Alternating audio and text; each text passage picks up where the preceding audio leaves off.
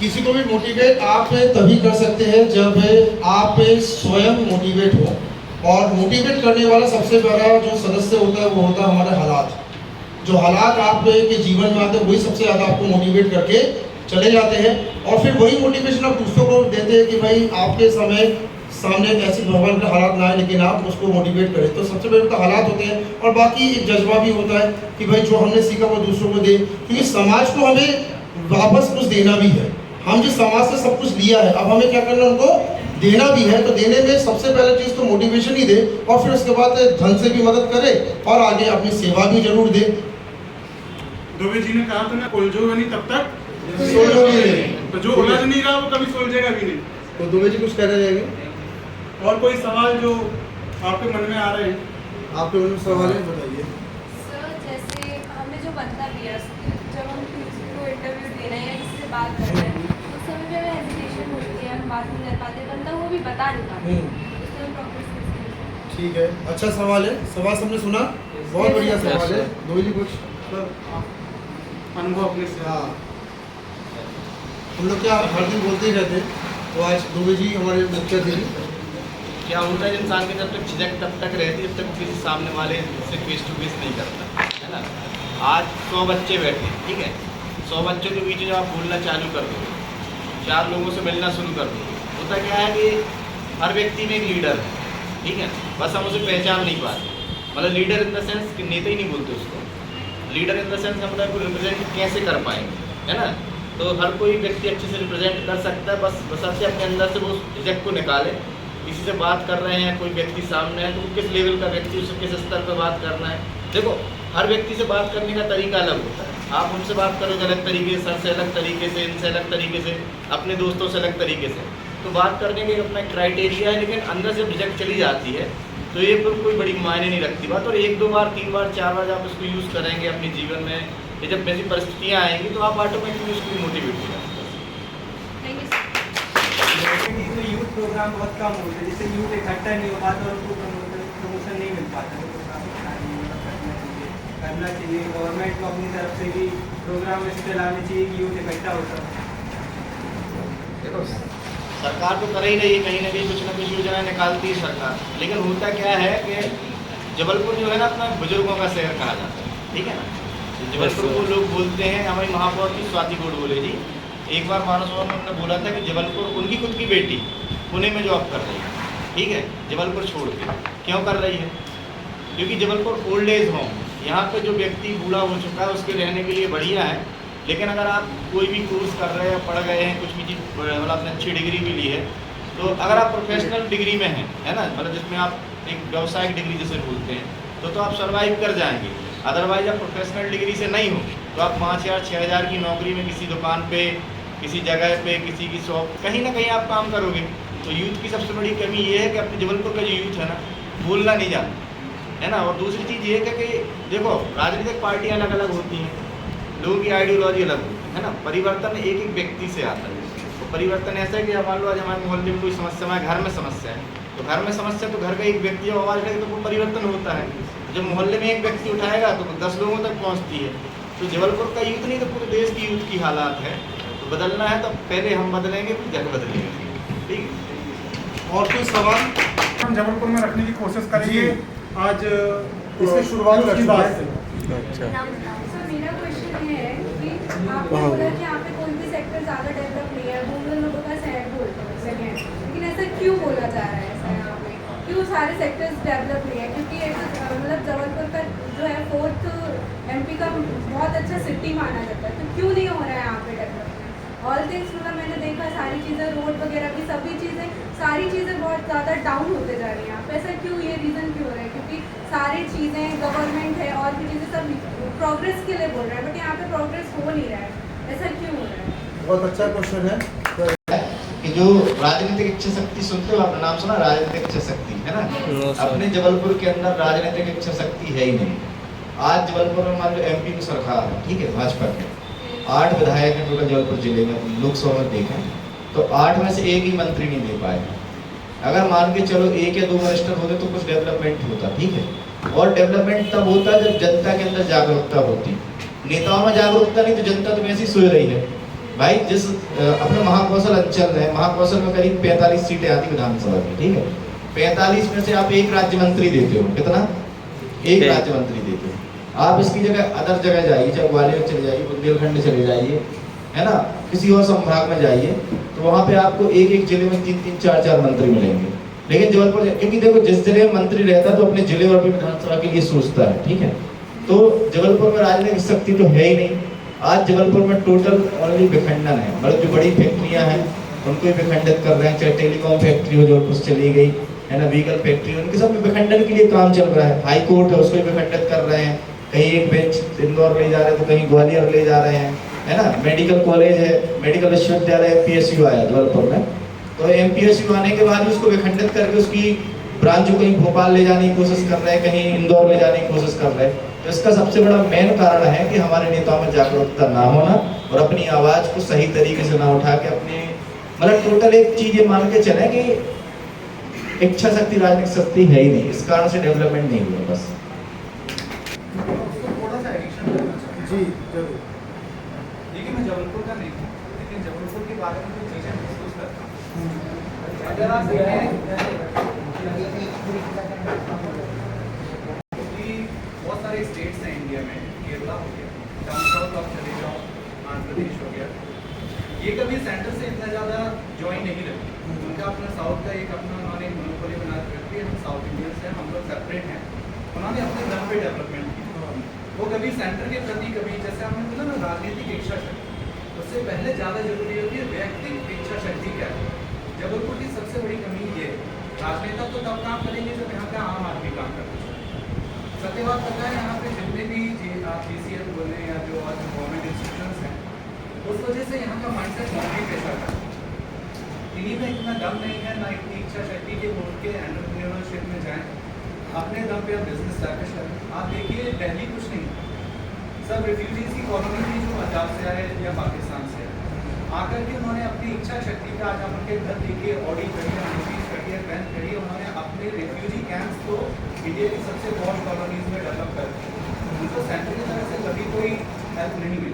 यही आप जबलपुर में देखिए, चाहे गोरखपुर आप चले जाइए, जितने सिंधी है, जितनी पंजाबी है, उन्होंने अपने दम पे अपने शहर को बनाया और वही आज यहाँ ज़्यादा बिजनेस मैनेज कर रहे हैं। जितना भी मैं महाकौशल चैम्बर ऑफ कॉमर्स के नाम देखता हूँ, वो सब सिंधी पंजाबी हैं जो आज से कुछ दिन पहले बाहर से आए। यहाँ का जो रेसिडेंट है वो कुछ नहीं करता। समस्या बताएं यहाँ पेरेंट्स क्या हैं, पेरेंट्स यहाँ बहुत गर्व करते हैं कि उनका बच्चा बाहर चला, ये एक बहुत बड़ी समस्या है। मैंने अपने आसपास 80% ऑफ पेरेंट्स हैं वो ये देखते हैं हमारा बच्चा बेंगलोर में है, हमारा बच्चा पुणे से गया है, हमारा बच्चा जबलपुर में है, तो ये उनके लिए शर्म की बात। जब तक हम इस माइंडसेट से नहीं निकले, हमारे पेरेंट्स का तो हम कुछ नहीं कर सकते। कहते हैं माता पिता पूजनीय होते हैं, ठीक है पूजनीय होते हैं, लेकिन क्रिटिकल होना भी जरूरी है। तो ये समस्या हमको डील करनी पड़ेगी, हमको जबलपुर में पोटेंशियलिटी देखनी पड़ेगी। जब तक आप वो चीज़ नहीं करोगे, ये बोलना कि जबलपुर में जॉब नहीं है, जबलपुर में सड़क नहीं है, तो इसका कहीं ना कहीं छोटा कारण आप ही हैं, क्योंकि आप स्वयं से नहीं चाहते। कितने लोग हैं यहाँ बच्चे जो आपने ये चीज़ सही बोली, जो प्रोफेशनली बहुत सक्सेसफुल थे वो तो निकल गए, जो बेचारे मीडियोकर थे, मॉडरेट थे, वो यहाँ फंस गए, और बाकी का सब उनके आसपास की सोसाइटी ने पूरी कर दी है, तो ये प्रूफ है, नकारा है, खत्म कहानी, अंदर से पोटेंशियलिटी नहीं रहेगी। तो संभावना ये है कि आप अपने आप में कॉन्फिडेंस जनरेट करें एज ए यूथ। अगर आप इस स्टेज में हैं, अभी आप लोगों के पास रिस्क टेकिंग प्रोटेक्शन है, आप नया कुछ कर सकते हैं। जो करना है ये ना सोचिए कि हमको जो कुछ करना है पूना बैंगलोर दिल्ली यहीं जाके करना है।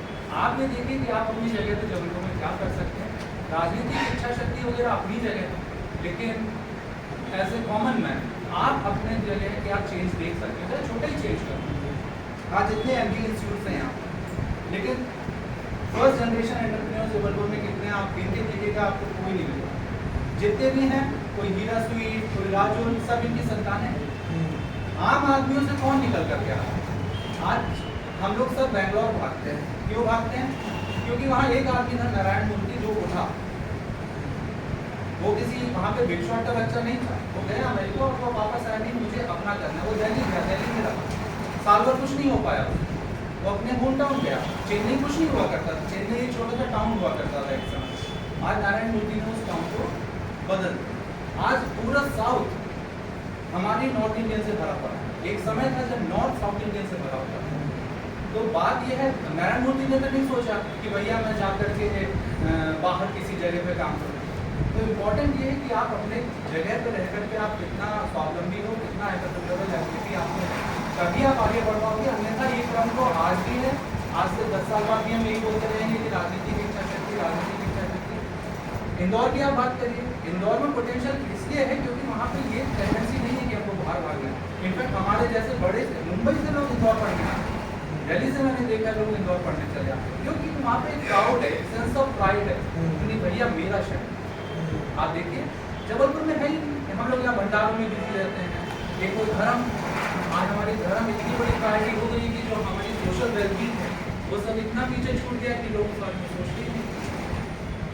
बस मेरा ये बोलना था कि आप लोग जैसे यूथ चेंज यहाँ ले करके दिखाइए, बजाय इसके कि हम बाहर का ये सोचें कि हम बाहर जाके सब करें। बहुत बढ़िया। हम ये कह सकते हैं कि हमारी सारी गलतियाँ जो थी वो गलतियाँ हमारे सामने उजागर भी आ चुकी है। बहुत बढ़िया सौरभ जी, एक बार जोरदार तालियां होनी चाहिए। और इसके अलावा कोई और अवार्ड सर्टिफिकेट फंक्शन में स्टार्ट करने वाले हैं। Any other question? लास्ट से एक मौका होगा। सर क्या होता है कि हम वेट कर दें कि जब तक हमारा डिग्री कंप्लीट नहीं होगा हम कहीं जाएंगे। एक डिग्री करने के बाद भी अगर ग्रेजुएशन कंप्लीट कर ले तो भी वेट कर दे जब तक मास्टर्स नहीं कर लेंगे तब तक जाएंगे। सबसे मेन रीज़न तो यही है कि हम अपनी सिटी को डेवलप करने के लिए वेट कर रहे हैं कि भाई जब तक सामने वाला नहीं बुलाएगा हम जाएंगे नहीं। कॉन्फिडेंस खुद में होना चाहिए ना, जब तक तुम सामने वाले को ऑफर नहीं करोगे कि हम जा रहे हैं तो सामने वाले को थोड़ी ना सपना आ रहा है कि भाई ये मेरे को फोन करेगा। वो थोड़ी ना सामने से बोल रहा है कि आज भाई मैं जॉब दे रहा हूँ, उसके पास बहुत कैंडिडेट बैठे हैं। तो क्या होता है जबलपुर में ये नहीं है कि हर कोई ऐसा है, अप्रॉक्स 80% में से 40% तो ऐसे ही है कि वो घर में बैठ के ये सोच रहे हैं कि नहीं भाई मैं चला जाता हूँ। तो क्या होता है कि अगर हम कहीं इंटरव्यू देने जा भी रहे तो वहाँ जाके भी हम अपनी प्रॉब्लम उसको बता रहे कि भाई मेरे घर में ऐसा हो रहा है, मेरे घर में वैसा है। तो वो बोलेगा भाई तुम्हें मैं अपनी बताऊँगा ना तो तुम रो पड़ोगे, मैं तुम्हारी प्रॉब्लम सुनने नहीं बैठा हूँ या इंटरव्यू देने बैठा हूँ। फिर उसके बाद वो सोचते नहीं मैं बाहर चला जाता हूँ। तो बाहर जाके भी तुम वही करने वाले जो तुमने यहाँ किया। जब तुम अपनी सिटी में रह के डेवलप नहीं हो पा रहे तो दूसरे की सिटी में जाके क्या ही कर लोगे, उल्टा उसी का पॉपुलेशन गिरा दोगे। तो वही चीज़ यहाँ पे अगर चेंजेस करने हैं ना, यहाँ पे अगर सड़क बना भी देगी ना सरकार तो लोग पता है वेट करेंगे, सड़क बन रही 1 घंटे बाद वहीं से गाड़ी निकालेंगे। तो गलती इसमें सिर्फ सरकार की नहीं है, 50-50% दोनों साइड की होती है।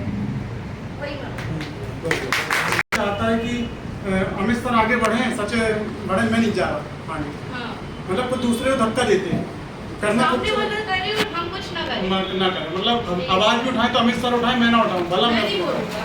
और वो तो यही। सिर्फ सरकार के भरोसे नहीं, हम चाहे तो आपस में भी अगर खुद भी अगर कुछ अगर करना चाहे तो जरूर कर सकते हैं, क्योंकि आप एक आज़ाद मुल्क के आज नागरिक है। आज आपके पास सारे अधिकार है, मौलिक अधिकार संविधान देता है हमें, लेकिन उस मौलिक अधिकार का क्योंकि ज्ञान तक तो है नहीं आजकल युवाओं को, तो उस मौलिक अधिकार के ज्ञान होने के कारण आप अपने अधिकारों का प्रयोग करते नहीं हैं और आप पिछड़ते जाते हैं। फिर दोसरों को करने के लिए पूरी दुनिया तो है ही, हम तो माता पिता भगवान का तक को तो छोड़ते नहीं, तो बाकी किसको ना छोड़े। बड़ा जो एटम बम कहते हैं ना, क्या है बताओ? यूथ है। यूथ का एटम बम में जो कहीं भी कुछ भी कर सकता है, लेकिन आप हम उसका यूज नहीं कर रहे। उसमें थोड़ी आग लगाने की ज़रूरत है। लेकिन ये जो बम है ना उसे सीजन वाले एक अंदर नहीं, एक बात हमने बहुत अच्छी बोली जो हमने शुरू में बोली थी कि देखो जो अपना महापौर है, जो जबलपुर का महापौर, वो खुद कहता है कि मुझे शर्म आती है कि मेरी बेटी पुणे में जॉब कर रही है। जबलपुर का प्रथम पुरुष कहलाता है, प्रथम नागरिक कहलाता है ना, जैसे बोलते हैं अपन महापौर। अगर वो बोल रही है कि मेरी बेटी पुणे में जॉब कर रही है तो ये हमारे लिए तो ठीक है, शर्म की बात है, उसके लिए बहुत बड़ी शर्म की बात। जो मैंने उस दिन मानसों ने सुनी वो बात मैंने कैच कर ली। और जब भी आप बैठोगे जबलपुर में बड़े प्लेटफॉर्म पे बैठोगे तो लोग यही कहेंगे। और दूसरी चीज़ ये है कि जैसे उन्होंने बताया कि आज जबलपुर में भाई IT जैसे बेंगलुरु है, हैदराबाद, सब IT सिटी है। जबलपुर में IT सेक्टर में काम हो रहा है, एक IT पार्क बना दिया बहुत बड़ा। अब IT कंपनियाँ नहीं है, IT पार्क बना दिया लेकिन खाली पड़ा है। भाई सरकार तो स्ट्रक्चर दे रही, अब जिम्मेदारी किनकी है? जिनको कंपनी बनानी है, ठीक है, नए नए स्टार्टअप चालू करने हैं। होता क्या है जीवन में इंसान एक ही चीज़ जानता है कि ये 6,000 रुपये की नौकरी तो ज़िंदगी बहुत शांति से चल रही है। कितने में? 6,000। लेकिन कभी आप पढ़ के देखेंगे, इतिहास में किसी की देखेंगे तो लोग बड़ी बड़ी जॉब छोड़ करके आते हैं और खुद की चीज़ चालू करते हैं। वो रिस्क लेते हैं, है ना, जो लोग कहते हैं रिस्क में इश्क है। तो जरूर जो रिस्क लेता है ना वो आगे तक जाता है, ठीक है। और जीवन में जो रिस्क नहीं लेता ना वो पीछे रह जाता है, बस कोसता रह जाता है। ज़िंदगी में कभी सरकार को कोसेगा, कभी अपने घर वालों को कोसेगा। और जीवन में देखो 5 उंगलियां एक नहीं होती, ठीक है। हम अपना अनुभव बता रहे व्यक्तिगत जीवन में 5 उंगलियां एक नहीं होती हैं। हर किसी के अंदर कोई ना कोई कमी होती, हमारे अंदर भी कोई कमी होगी, हमारे घर में भी कोई कमी हो सकता है, पैसे ना हो कोई चीज़ शुरू करने के लिए, हो सकता है कि ग्रुप ना हो सकता है कोई फॉर्मेलिटी जो सरकार चाह रही वो ना हो। लेकिन आज की स्थिति में सरकार भी अपने स्तर पर युवा उद्यमी योजनाएं चालू करती है। भाई अगर आप कोई चीज़ शुरू करनी है तो सरकार भी लोन देती है, बैंकें भी लोन देती हैं। लेकिन होता क्या है कि हम उन चीज़ों से अनभिज्ञ रहते हैं, है ना। जैसे हम बहुत छोटा सा एग्जाम्पल दे रहे, जब हम पढ़ते थे, हम पाटन के रहने, पाटे को सुनना है, ठीक है। तो जब सुबह पढ़ते थे तो हमने 11th में आर्ट ले लिया, क्योंकि सब दोस्तों ने ले लिया, सब दोस्तों ने आर्ट ले लिया। अब किस्मत की बात ऐसी थी कि हमारे बड़े पिताजी ADIS थे, उनको पता चला तो उन्होंने बोला नहीं आर्ट नहीं तुम बायो ले हो, उन्होंने बदलवा दिया, बायो ले लिया। हमने कहा आर्ट चाहे बायो, पढ़ना तो 12वीं का करना का है, आगे कर पढ़ लेंगे, थोड़ा देख लेंगे। लेकिन हमारे एक मुदगल सर थे, प्रिंसिपल थे, उन्होंने हमसे एक चीज़ बोली कि देखो बेटा आज तुम जो चीज़ कर रहे हो ना वो अपने दोस्तों को देख के कर रहे हो, अपने समाज को देख के कर रहे हो। तो आर्ट ले लिए, पढ़ाई हो गई, फॉर्मेलिटी के लिए पढ़ाई हो गई। लेकिन जब कल भविष्य में तुम आगे निकलोगे, जब ये दोस्त तुम्हारे साथ में बैठकर किसी यहाँ पल्लेदारी करेंगे, हैं, कोई खेत में काम करेगा, अपने किसान का लड़का तो खेत में चला जाएगा, कोई किराने की दुकान खोल के बैठ जाएगा, और तुम भी इनमें से एक बन जाओगे। और अगर आज की स्थिति में तुम प्रोफेशनल कोर्स ज्वाइन करते हो, ठीक है, मान लो आज बायो है तो बायो से बहुत सारी फील्ड ऐसी निकलती हैं कि भाई तुम पैथोलॉजिस्ट बन जाओ, है ना, तुम्हें रेडियो, है ना, टेक्नीशियन बन जाओ, डॉक्टर बन जाओ, फार्मासिस्ट बन जाओ, मतलब जो भी चीज़ें हैं, ठीक है। तो हुआ ये उस चीज़ का परिवर्तन ये है कि भाई आज की स्थिति में हमें किसी के सामने हाथ तो फैलाने नहीं पड़ रहे, हम तो सरकार के सामने हाथ नहीं जोड़े, भैया हमारे लिए जॉब नहीं, डॉक्टर है, चलो अगर हम 500 रुपये भी कमा रहे हैं तो खुद के कमा रहे हैं, खुद का घर अपना स्टैंडर्ड मेंटेन करके चल रहे हैं। तो होता ये है कि थोड़ा सा सेंस हमें अपने दिमाग से कुछ सोचना चाहिए। और आज की स्थिति में स्टार्टअप कोई बड़ी बात नहीं है, छोटे छोटे से रोजगार। कभी किसी ने सोचा तो ओला कितना सक्सेसफुल हो जाएगा, ठीक है, कभी किसी ने रैपिडो चलने लगा, मतलब सब्जी तक की होम डिलीवरी होने लगी, खाने की होम डिलीवरी, जोमेटो आ गया, मतलब लोग जिस चीज़ को सोच नहीं सकते लोगों ने उसको सोच को शुरू किया और चालू की, सक्सेसफुल है। एक लॉन्ड्री वाले की बात आ रही थी सर बीच में, अभी इसका एक पूरा स्टेटमेंट है, बिहार का लड़का था, 1.5 करोड़ रुपए पर ईयर की उसकी सैलरी थी, उसने छोड़ी और अपने पापा की एक वो लॉन्ड्री की दुकान में उसने शुरू किया। अब सो 1.5 करोड़ की जो नौकरी छोड़ के घर आएगा तो उसको घर वाले क्या कहेंगे, दोस्त क्या कहेंगे। लेकिन आज की स्थिति में उसने इंडिया के अंदर करीब 300 ब्रांच है उसकी खुद की लॉन्ड्री की। वो मतलब घर से कपड़े उठाते हैं और देके आते हैं बाकायदा सब कुछ आपको प्रेस कर, मतलब एक जिसको अपन बहुत छोटा व्यवसाय हो उसने उसको प्रोफेशनल बना दिया, लोगों को जोड़ दिया, सैकड़ों को रोजगार भी दे दिया। तो ऐसा नहीं कि अपन एक दूसरे पे आश्रित रहें, सरकार का अलग काम, हाँ, लेकिन जागरूकता बहुत जरूरी है कि जहाँ अगर हमारे हम तो अपने स्तर से कर रहे हैं काम, हम तो कर रहे हैं, हर व्यक्ति करता है, लेकिन जहाँ सच है उसको सच बोलो, जहाँ गलत है उसको बोलना गलत सीख, बस यही। तो मैं ये पूछना चाहिए, जैसे अभी आपने बोला कि मतलब आपके जो टीचर हैं उन्होंने ये बोला कि आप जो ले रहे सब्जेक्ट तो वो उससे आपका फ्यूचर, तो मतलब क्या आर्ट में फ्यूचर नहीं है? देखो आज कहानी दो तरफ फंस गई है, ठीक है। अब आर्ट वाला BA करने के बाद समझना बहुत मतलब सेलेक्टिव बात बता रहे हैं कि आर्ट करने के बाद कुछ लोग तो IAS IPS के लिए निकल गए, कुछ ने सिविल सर्विस के एग्जाम दिए। अब होता क्या है कि हर व्यक्ति की अपनी कैपेसिटी होती है, हमने कहा हर व्यक्ति में अंदर एक लीडर है, प्रतिभा है। आज हमें पता है कि हम आर्ट ले, लेकिन कॉन्फिडेंस के साथ यदि ले रहे हैं कि हम आगे चल के अच्छे वकील बन सकते हैं, अच्छे वक्ता हैं, अच्छे वकील बन सकते हैं, तो लोग, लेकिन हमने क्या बोला अपने दोस्तों को देख करके हमने लिया क्यों था, क्योंकि हमारे साथ में 15-20 दोस्त पास हुए थे उस समय, उन्होंने कहा चलो आर्ट ले लेते हैं ग्रुप में, तो हमने कहा चलो ले लो। अब आगे तो अंधकार था, हमें पता ही नहीं था कि PMT नाम की भी कोई चीज़ होती है, ठीक है, या PET नाम की कोई चीज़, क्यों इसलिए पता नहीं था क्योंकि हमारे घर के लोग या हम लोग उस चीज़ में उतने अवेयर नहीं थे, अपन न्याय की चीज़ें वो नहीं देखी थी। लेकिन जब अपन आज जिस स्तर पे आप हो, तो आप अगर बैक में जाके देखते होगे तो कुछ गलतियाँ आपसे ही पीछे हुई हैं, जिन्हें आप सोचते हो शायद अगर वो ना करते तो आज हम यहाँ पे होते। वो तो गलती करने के बाद ही सीखते, ठीक है ना, आती है नसीब। लेकिन होता है कभी कभी कोई गाइडेंस देने वाला अगर अच्छा मिल जाए तो वो गलतियाँ अपन जो 100% कर रहे हैं वो 80%। वो जो आपने बायो लिया, हाँ। ठीक है, तो वो भी तो आपके अंकल जी ने सजेस्ट किया था कि आप बायो बिल्कुल, करो। गाइडेंस देने वाला मिला ना, हाँ। अगर नहीं मिलता गाइडेंस देने वाला, आज सर है, सर लोग क्या गाइडेंस देते, ठीक है ना, कि भाई आप इस फील्ड में काम कर रहे हैं, इस तरीके से करेंगे तो अच्छा करेंगे और ये आपके लिए सुटेबल, ठीक है ना। तो एक प्रोफेशनल बात कर रहे हो जो आपको आगे चल के आपको और निखारेगी और उस चीज़ में और सुपर बनाएगी। पर मेरा कहने का रीजन ये था कि और फ्यूचर हर जगह है, नहीं फ्यूचर उनका क्या है? फ्यूचर हर जगह है। लेकिन क्या एक दिन में 10,000 पान बेच रहा है, क्यों बेच रहा है? अकेला व्यक्ति बेच रहा है, वो दिमाग से चल रहा है ना, मेन पावर है उसके पास। बात ये है हर जगह सक्सेस है, हर फील्ड में सक्सेस है। और आप इस युग में जी रहे हो, इस समय जिस युग से हम जिस युग से सर अपन निकले हैं, बिल्कुल। उसमें सिर्फ फोटो कॉपी करा के पढ़ते थे अपन। बस, बस। आज तो यूट्यूब है आपके पास, सब कुछ है, मतलब ऐसी मतलब आप आज जो सोचो गूगल वो पे पा सारी- सकते हो। गूगल पे सारी आज का जो चीज़ें हैं। समय जनरेशन आज की जो है सर, आप और हम लोग किस समय से निकले हम लोग जानते हैं। आज उस समय कोई गाइड करने वाला नहीं था अपने नहीं, पास। समस्या ये नहीं है सर, लेकिन यहाँ पे क्या होता है, जैसे मैंने बोला आर्ट्स के फ्यूचर लेके नहीं, फ्यूचर हर सब्जेक्ट में होता है। आप अपनी कला को बेच पा रहे हो कि नहीं, ये महत्वपूर्ण है। आज LLB इतने लोग करते हैं, जबलपुर मुझे 2 ही लोगों का नाम दिखता है, या तो मेडिकल ड्राइव का या LLB वकीलों का, इससे ज़्यादा मुझे तो यहाँ दिखता नहीं है। अब मुझे एक बात बताइए, मैं कलेक्ट्रेट यहाँ वहाँ 25-25 रुपये में LLB के वो व्यक्ति मेरे पीछे दौड़ रहा है, फॉर्म भरा लो, फॉर्म भरा। मैं आपको सत्य बात कर रहा हूँ। वहीं यहाँ वो वकील भी बैठे हैं जो एक-एक केसी के 1-1 2 लाख रुपए दे रहे हैं। वो अपने टैलेंट की बात है ना सर। टैलेंट होना और टैलेंट को बेच पाना। शाहरुख खान को एक बड़ा मीडियोकर एक्टर है, लेकिन सबसे बड़ी बात है वो अपने आप को बेच बहुत अच्छा करता है। आप इतना अच्छा अपने आप को आज आप आर्ट्स की बात कर रहे हो, आर्ट्स करिए ना, किसने मना किया, लेकिन क्या आपने वो दम है कि आप इंटरनेशनल मार्केट में अपनी चीज़ को बेच पाओ, या नेशनली आप जो भी आप अपनी काम कर रहे हो। आप देखिए वो सदर में एक दुकान है, वहाँ आर्ट्स वाले बैठे रहते हैं, बड़े कैनवस 25-25 के बीच से छूटे के बेचते हैं। अभी एग्जीबिशन लगी थी आप लोगों के यहाँ पे, वहाँ पे इतनी अच्छी अच्छी आर्ट्स 5,000-6,000, यही चीज़ आप इंदौर में रख दीजिए वो हो जाएगी 50,000 की, वो दिल्ली में रख दीजिए वो 5 लाख की हो जाएगी। बात ये है कि आप अपने टैलेंट को कितना बेच पा रहे हो, और तब जब यूट्यूब आज आपके पास उस पर मैटर करता है। आज सर को देखिए, सर बढ़िया से यूट्यूब पे अपने आप को प्रमोट कर रहे हैं। ये प्रमोशनल एबिलिटी आप में होनी चाहिए। कला एक चीज़ है, बहुत सारे डॉक्टर आपको मिलेंगे या छोटी छोटी दुकानों में बैठे हैं, सीधी बात है, आपके पास साधन बहुत है, आप कैसे बेच आना चाहिए। अपनी ब्रांडिंग आप कैसे कर पा रहे हैं? इतनी अच्छी ब्रांडिंग करो, उतना निकलो।